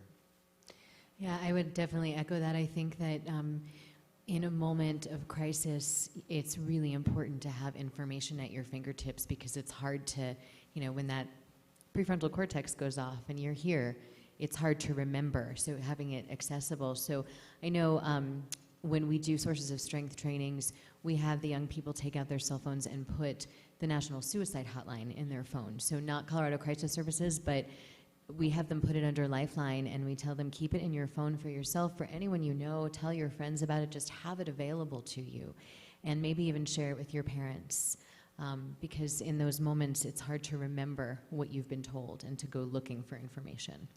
There's one other thing you can do, and while I'm on this page, I just wanted to put in a pitch for something called Mental Health First Aid. How many folks have gotten that training? So mental health first aid, most folks call CPR for the mind. It's an 8-hour course. It's free. It's offered by most of the mental health agencies in the state, including Mental Health Partners here in Boulder. You can find out training either by going to Mental Health Partners or by going to the state website, which is MHFACO. That probably needs to be simpler too, but it's mentalhealthfirstaidcolorado.org. I think everybody ought to get this training. It doesn't prepare you to diagnose or treat mental illness, but it does help you become more familiar with the symptoms of mental health disorders and how to respond in an appropriate fashion. Thank you.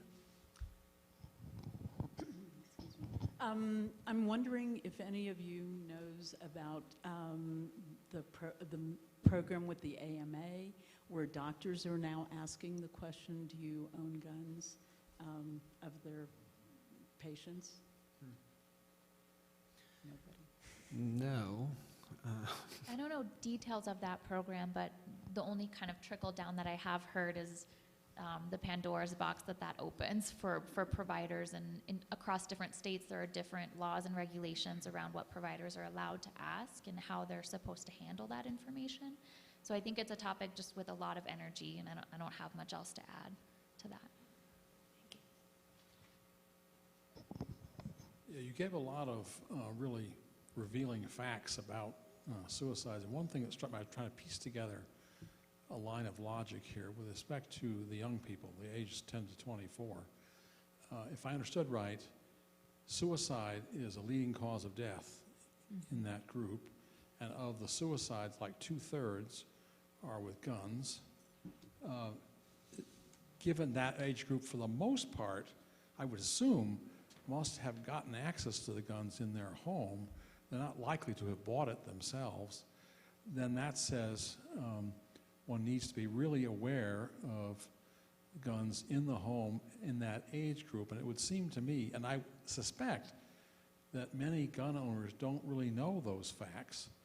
But if they did, they might take a different view about what their propensity is to have guns in the home. I mean, they are certainly aware of issues related to teen alcoholism, drug use, things of that sort, but it seems to me that guns, access to guns and what it can do is just as big a risk in many ways as these others, but I don't get a sense that people with young families think that way.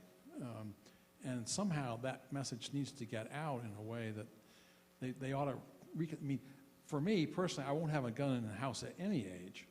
But short of that, maybe a lot of these people should consider not having a gun in the house while their children are growing up, because it's a different situation. It's a higher risk. Mm-hmm. Any thoughts on this? So I'll just say that you're absolutely correct. And it's one of the main reasons we developed the Gun Shop Project. Is gun owners, the rationale is I own firearms either for sport or to protect myself and my family, and so in their heads, they have those firearms to keep their families safe, including their children. And so that's the main impetus of this project is that, again, and I apologize for continuing to say this, but in a time of crisis, that gun becomes dangerous to those kids. But people don't understand that. And that's where I think this project works, is because most are very knowledgeable about safety and the rules of safety, but they may have 12 firearms, and 11 of them are locked up in a safe that they've purchased, and ammunition is separate, but that one personal protection firearm that's there to keep themselves and their family safe is the one that their child dies with, because they don't understand that if their kid or anybody else in their family is suicidal, that may be the thing that kills them. And so that's the education component that I think we're really trying to grasp with this. Mm-hmm. Thank you. I want to thank all the panel, but my question's directed to Jarrod and Melodi particularly. In the gun shop project, one of the things that occurs to me that sometimes the first not all the time, but sometimes someone is contemplating like they get a gun and they're going to use it that day kind of thing. So a gun shop salesman is put in the position of being sort of their first mental health responder. Is there any training program for people in that situation? And also, would it be possible to kind of have the locks available free, too, also for people who are just buying guns, taking them home, just as a thing, you know, you could kind of, you know, like the gun shop salesman is not a government official, them suggesting, you know, you could take one of these homes in case you want to keep it locked up to keep your kids safe or whatever.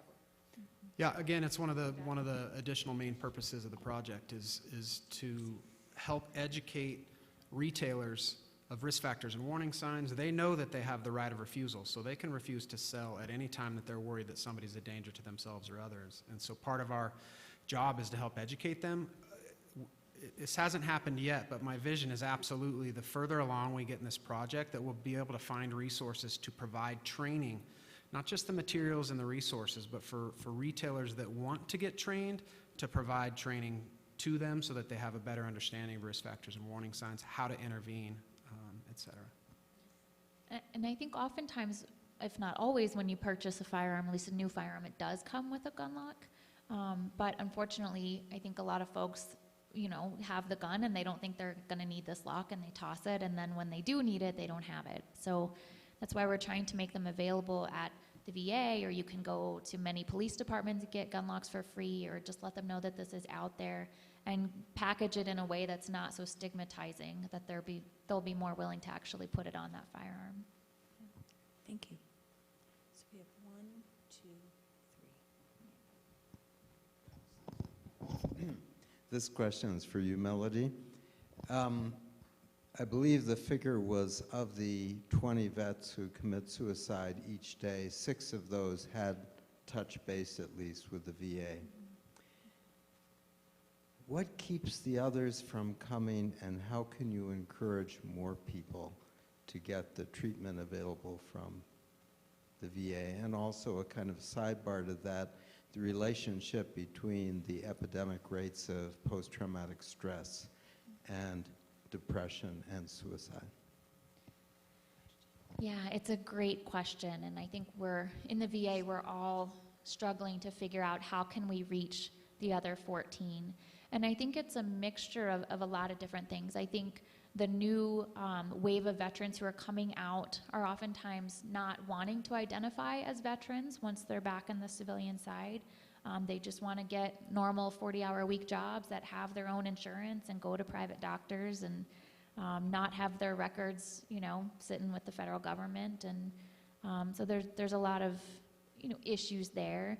I think there are also some issues of discharge status and requirements for folks to be eligible for VA care. For example, you can't have, you know, a dishonorable discharge and come to the VA. So there's definitely barriers that way. But I think a lot of it is just a self-selection on the part of the veteran that they don't want to come into the VA, and you know, for whatever reason that may be, whether it's that they don't want to identify that way, or they like the doc that they've been seeing in the community, or whatever it may be. So to combat that, I think part of the work we're doing, at least in my lab locally, is coming out to the community and doing community events and being willing to speak with and reach civilians as well as veterans who are not coming into the VA. You know, the project we're doing down in the San Luis Valley, we're targeting veterans, but we're also hoping to just help that community, whether that be civilians, whether it be veterans who aren't coming into the VA. And I wasn't sure your question around the PTSD depression rates. Could you help guide me? I know the VA has a national center for Yeah. PTSD research. Mm-hmm. I'm just wondering if the VA is aware of a link between post-traumatic stress and the possibility for suicide risk Got it. Yes. Melody, can you repeat the question since I wasn't up there? Thank Sure. you. So the question is around, is the VA aware of a link between PTSD and suicide risk and possibly depression and suicide risk? Yes, a lot of the literature is supporting that link. There's one article in particular, it's from early 2000s, I think, but it still sticks out to me that folks with a PTSD diagnosis in that study were 14.9 times more likely to make a suicide attempt than those without a PTSD diagnosis. Depression, similarly, depression is, I think, more commonly accepted as there's a high link between depression and suicide rates, but I think the link between PTSD is certainly there in the literature, and we just have to work together within the VA, even in the different departments. You know, ours focuses on suicide. We have a residential unit that does PTSD. How can we come together to address all of it for the veteran? Just the statistics I saw possibly on the VA website is 800,000 returned vets from Iraq and Afghanistan present with PTSD. 800,000. It's so much, and that's likely underreported, right, for all the reasons we've been talking about today. It's definitely concerning. Can I just sneak in two quick thoughts here? I've talked to some vets to figure out why they're not getting the mental health care they need.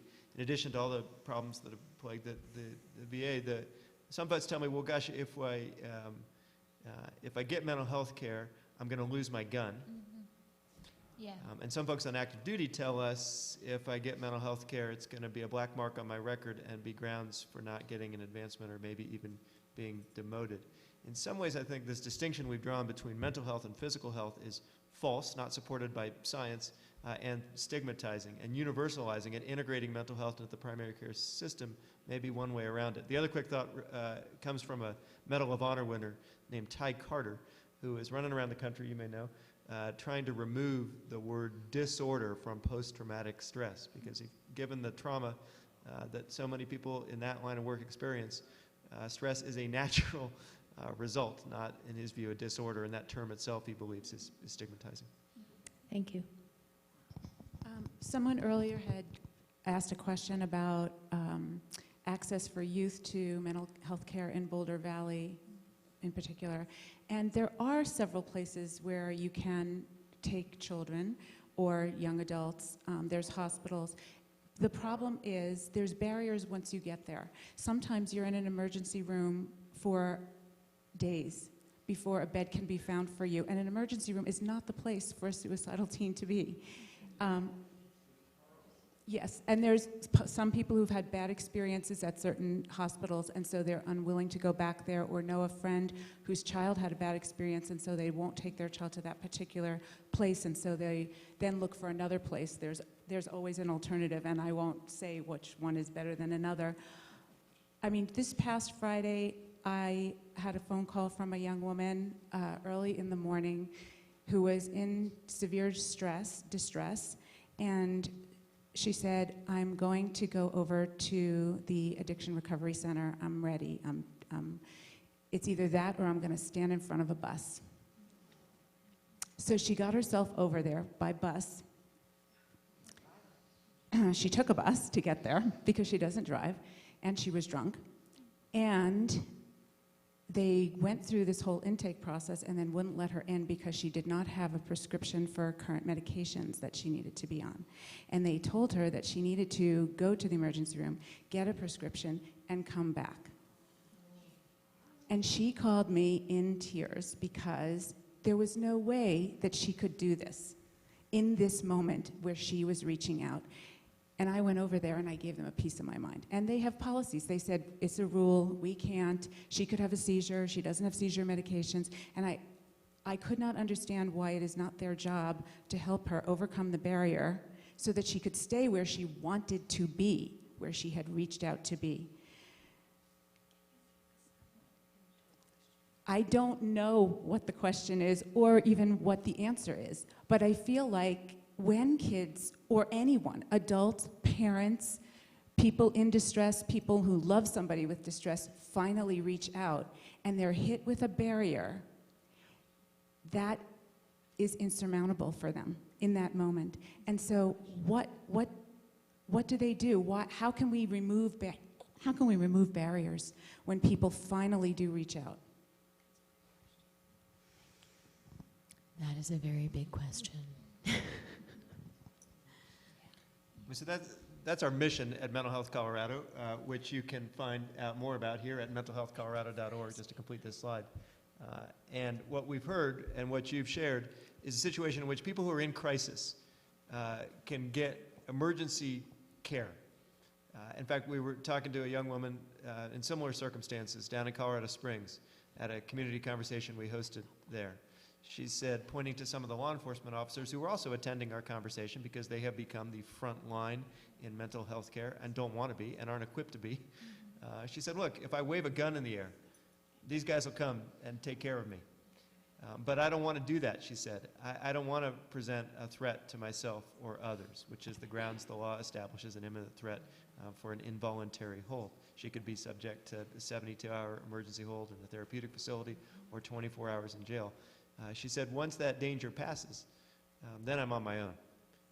And that can't be the right answer. So we're trying to advance a continuum of care that catches folks not just in emergency conditions, but actually puts a priority on prevention, early intervention, and then post-acute care that says what happens when the imminent danger has passed. And I think that is where changing the law, implementing the laws, and funding the laws that we've worked so hard to pass has got to be a priority, especially now when those laws are at risk of being repealed. And again, you know, piggybacking on what Andrew was just saying about prevention, and that's what I was speaking to earlier, that many young people know how to answer questions to get out of being held. And then their parents' hands are tied. And so if we're always focusing on what to do at that point of crisis rather than how do we teach people to recognize when they are in trouble or when the people that are around them are in trouble and to get them help earlier on, because what happens is young people go into those hospitals and, as Andy was saying, many times they're full. And I've had numerous students who've been stuck not even in an emergency room, in a hallway on a gurney waiting for a couple of days for a bed. So if all of these beds are full, it's clear that we have a crisis, and what happens is it ends up being a revolving door, because they go in for a week and there's stabilization, which is medication, and all that medication does is removes the barrier to someone getting well. It's not the answer to getting well. There needs to be treatment, there needs to be follow through. So after that moment of crisis and stabilization, we have to continue to destigmatize getting continued help. But we need to put more effort and resources into prevention and early intervention so that we are not just hospitalizing everyone. Thank you, Jenny. Our timekeeper has let me know that the 2 questions I have on deck need to be our last 2, but I know that we all can continue the conversation after this in the reception area with refreshments. So we have 1 question here and then 1 over there, and then I will wrap us up. So I just have a quick question for Jarrod. I'm rooting for the success of your gun shop project. I think it's just very, very exciting. And I wanted to know how, is there a way you can measure success? Yeah, with a lot more money, boy, we sure could measure it well. But I don't want to fall back on that excuse. So right now, our success is in changing attitudes and beliefs of our retailers and our range owners and our firearm owners. Beyond that, I would love to be able to measure some behavior change. That's a very, very difficult thing to do in the field of suicide prevention. It's a field that we honestly, if you ask me, so what works? What works to prevent suicide? I can't give you an answer because we simply don't know, and so that's part of the frustration of being in this field. But I think we're working towards a sea change because there's a lot of people really, really busting their hump towards this. Because one of the things we've talked about is the vast majority of people who die by suicide have a mental illness. And so if we can just prevent those, then we're going to prevent suicides. The vast majority of people with mental illnesses don't attempt or die by suicide. So how do you pick out the ones that will die by suicide? It's incredibly difficult. And just like with the question here, I sense your frustration, and my response to that is we got to keep busting our humps because it's so complex. And even if we get people to the mental health professionals aren't competent or confident to work with people who are suicidal, and so we have to change that. So this demands systems level change, and all I can say is we're going to keep working, and all these organizations and others are going to keep trying to find new and better ways. And the Gun Shop Project is a sliver of a project to do this. I love it, and people like to hear about it because we're talking about guns. But it's education and awareness. We have no idea if it changes behavior. And I don't have a good way right now to measure whether it changes behavior because I don't have $500,000 to pay a university-level professor and their indirect rates to test that. And that's just the reality of the situation. Thank you, Jarrod. And now our last question. The last. I guess it's not really a question, it's a statement because I'm a veteran, I'm a Marine, had PTSD. I've had 4 deaths in the last 2 years. They're suicides. I'm still not really, I don't really think that you're going to stop them by stopping people with guns. I don't. That's not going to stop me should I decide to do this.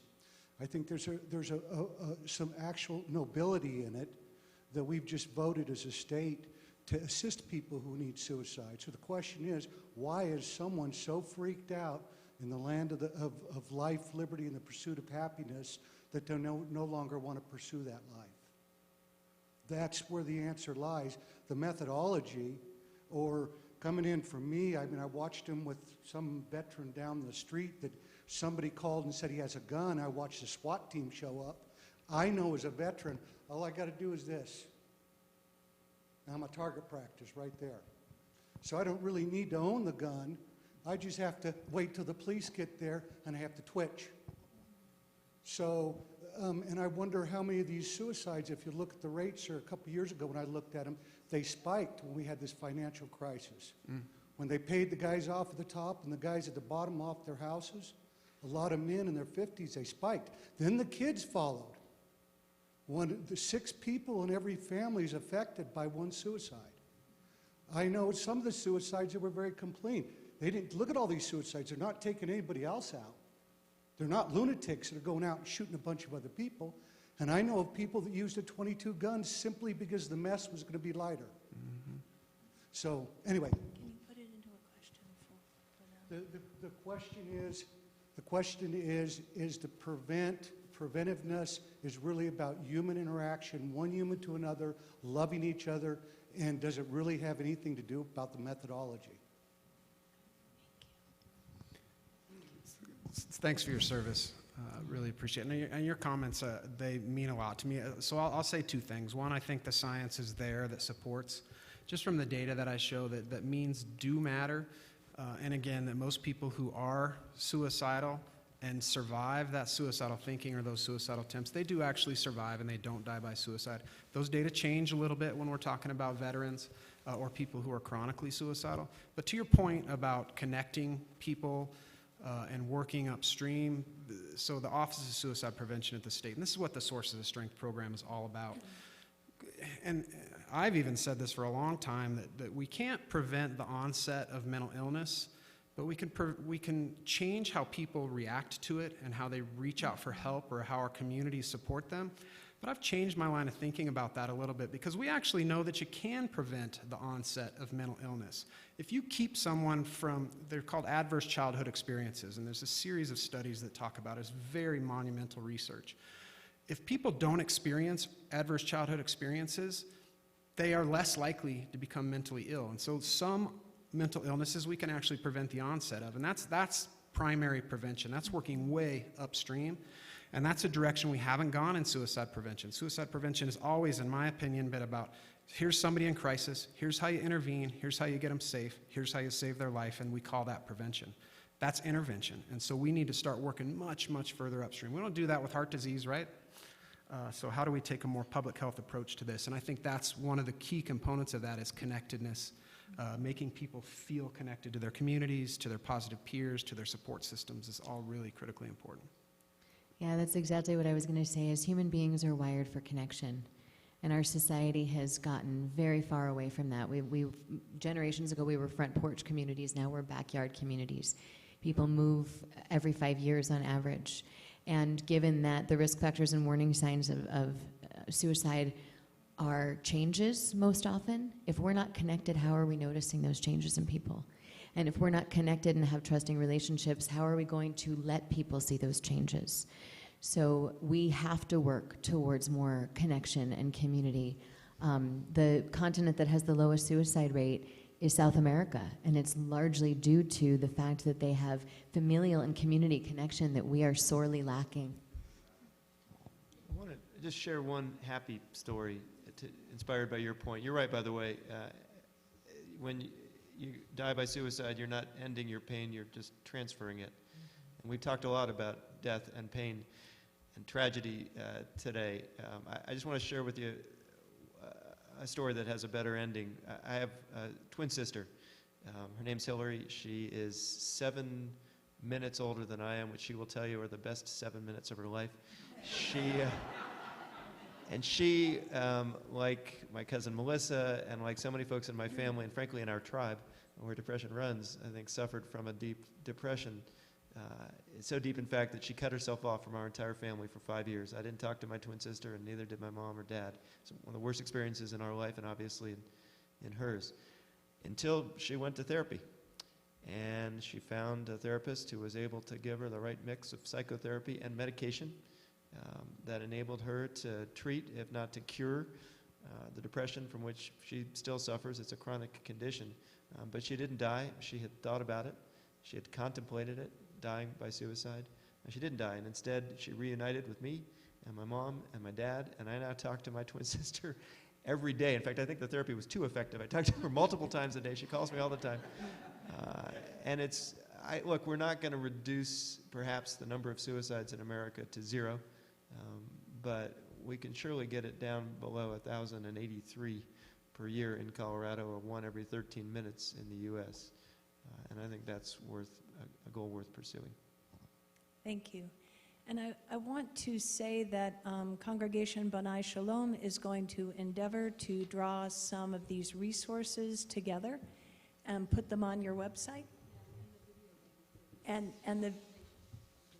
So we've been videotaped today. The back of your heads, at least, have been videotaped. And you'll have that up as soon as you can. So I'd love to have us thank our panelists, but then I do want to wrap us with just a couple of remarks. But first, let's thank our panelists.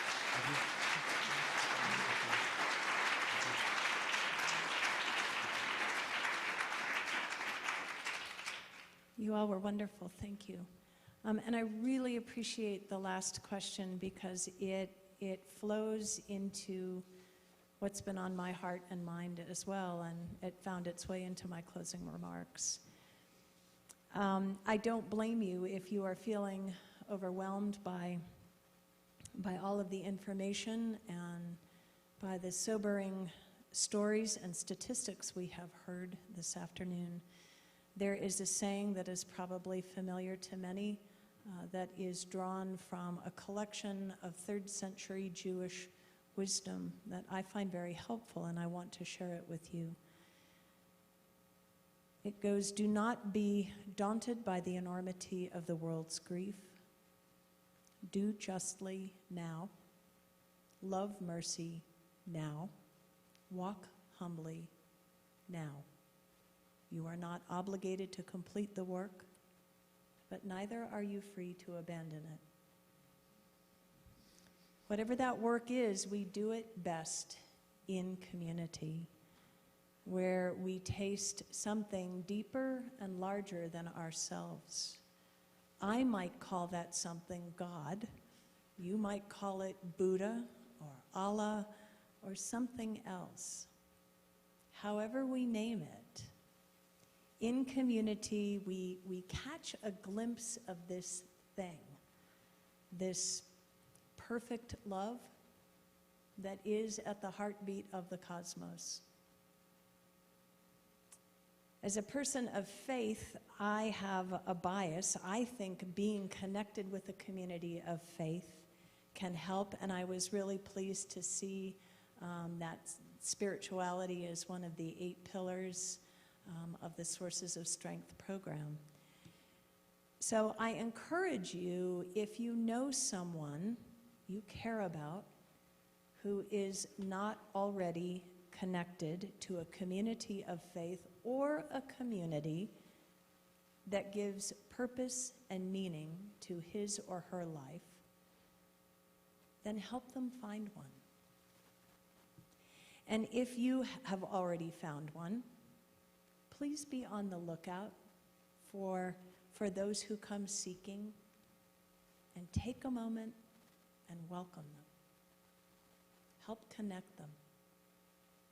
You and I are not obligated to complete the work of healing our community or our nation, but neither are we free to abandon it. So thank you for the privilege of moderating this afternoon's gathering.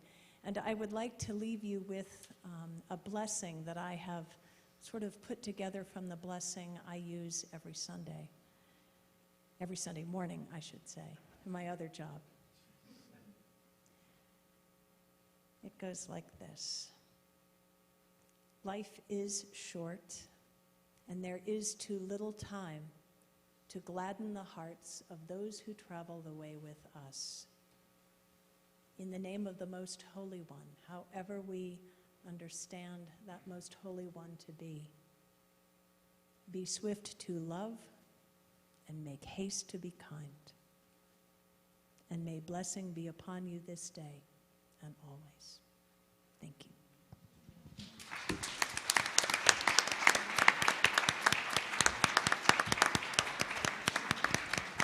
And I'm supposed to remind you that refreshments and more conversation and resources are right through that door.